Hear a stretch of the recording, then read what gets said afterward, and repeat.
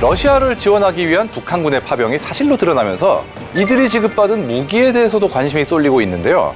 전투에 한 발 더 다가서게 된 북한군이 어떤 무기로 싸울지 본론으로 가기 전에 아시죠? 구독, 좋아요, 알림 설정으로 구독자 100만 달성 응원해 주십시오.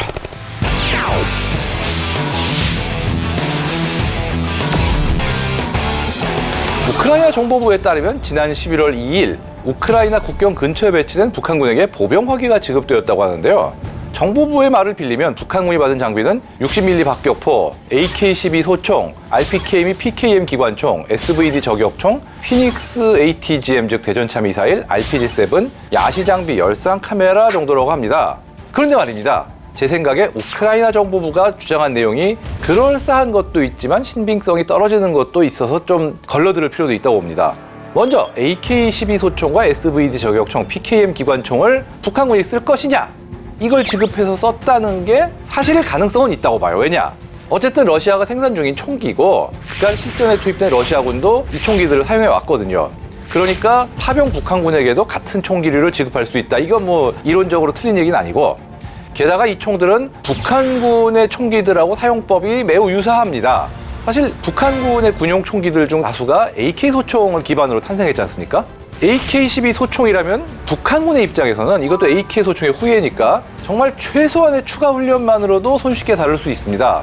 극단적으로 말해서 아무 설명 없이 그냥 던져주어도 쏠 수 있어요. SVD 저격총 역시 AK 소총과 조작법이 상당히 유사하고 이 북한군이 사용하는 저격보총도 결국은 AK 소총에서 파생된 거기 때문에 SVD 저격총을 받은 북한군이 이걸 쓰는데 큰 문제는 없다고 봐요. 또 PKM 기관총도 북한군이 사용하는 73식 기관총과 구조나 조작법이 매우 비슷하고 여기 RPK 기관총 역시 결국 AK 베이스이기 때문에 북한군이 지급받아서 신숙화해야 되는데 오랜 시간은 절대 필요하지 않다 이렇게 얘기할 수 있습니다. 그런데 한 부분이 신빙성이 상당히 의아한 부분이 있어요. 60mm 박격포가 지급되었다고 그 부분인데요. 러시아군 편지에 60mm 박격포라는 게 없어요. 거꾸로 우크라이나가 미국으로부터 지원받은 60mm 박격포를 지금 사용하고 있기 때문이죠. 혹시 구소련 때 운영하던 박격포가 재동원된 건 아닐까요? 지금 그렇다고 보기에는 구소련도 60mm 박격포가 없었어요. 50mm 박격포밖에 없었습니다. 게다가 이게 구소련 당시 기준으로조차 도태 장비였기 때문에 이게 우크라이나 전선에서 정말 유물 같은 온갖 구식 무기가 재동원됐지만 50mm 박격포 쓰는 거는 정말 거의 없다시피 할 정도로 이 나왔다 쳐서 정말 소수만 사용된 그런 상황이거든요.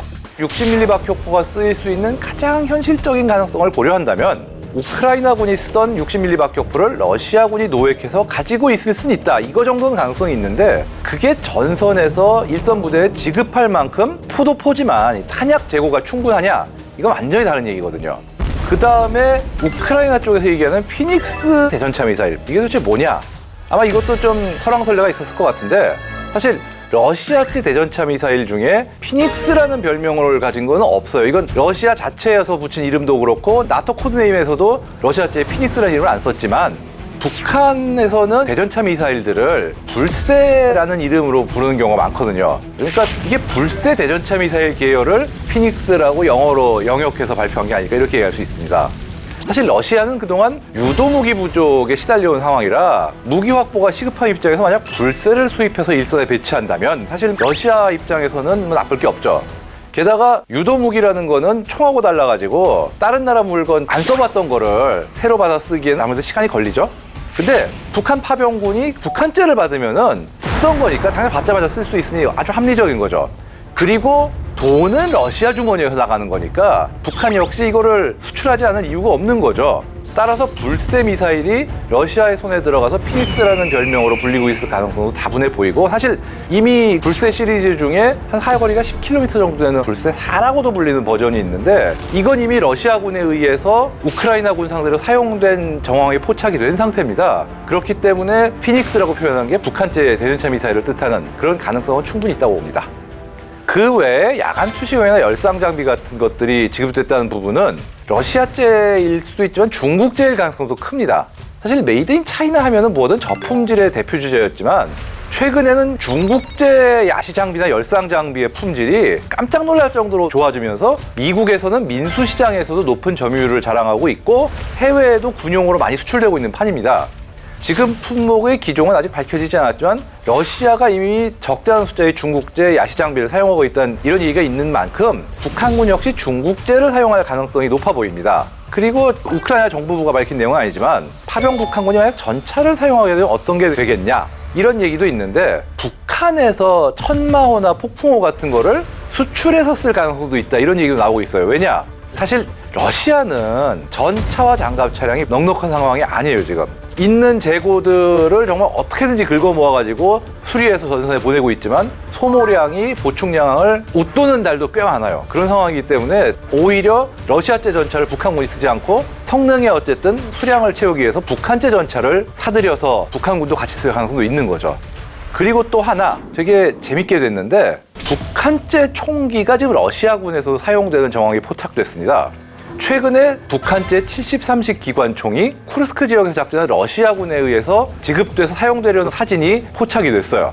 그렇다는 얘기는 북한제 총기가 이제 러시아에 수출까지 됐다 이 얘기인데 파병된 북한군도 아예 총기까지 북한제를 쓰지 않겠냐 이런 얘기도 있습니다. 왜냐하면은 북한군 입장에서는 추가적인 훈련 전혀 없이 쓰던 거 그냥 받아 쓰는 게 제일 쉬운 방법인데다가 러시아는 지금 사실 병력이나 물량이 많아 보이지만 실은 우크라이나군에 대한 양적 우세를 점유해야 되다 보니까 소모량이 엄청나기 때문에 탄약부터 차량, 총기 이르기까지 넉넉한 게 사실 없다고 봐야 되지 않냐 그런 상황이거든요. 그런 상황에서 총이라고 못 수입할까요? 그렇기 때문에 지금 북한제 총기를 파병 북한군도 쓸 수 있는 그런 가능성도 절대 배제할 수 없는 흥미로운 상황이 지금 전출되고 있습니다. 어쨌든 지금까지의 전쟁과 비교하면 러시아 우크라이나 전쟁은 검열되지 않는 가짜 뉴스가 굉장히 많은 편이에요. 그 정도가 얼마나 심한지 얼마 전 SNS에 전사한 북한군 신분증이라는 사진이 떠돌았는데 사진 속 인물이 바로 배우 이정재 씨였던 그런 어처구니없는 해프닝도 있었습니다. 예전에는 이 사진이 비교적 신뢰할 만한 정보로 여겨졌지만 요즘은 합성 기술이 너무 발달했기 때문에 이조차도 가짜일 가능성이 커졌고 아니 심지어 지금 동영상도 AI로 가짜 합성해서 내보내는 시대니까 말이죠. 이처럼 전선에 변화가 생길 때마다 가짜 뉴스가 쏟아지는 와중에 전쟁 종식을 공언해온 도널드 트럼프가 제47대 미 대통령으로 당선됐기까지 했으니 또다시 변화의 바람이 불 가능성이 높은데요. 이런 시점일수록 무분별하게 정보를 수용하기보다는 냉정하게 진위를 판단하며 우리도 우리 국익을 지키는 방안을 고민해야겠습니다. 감사합니다.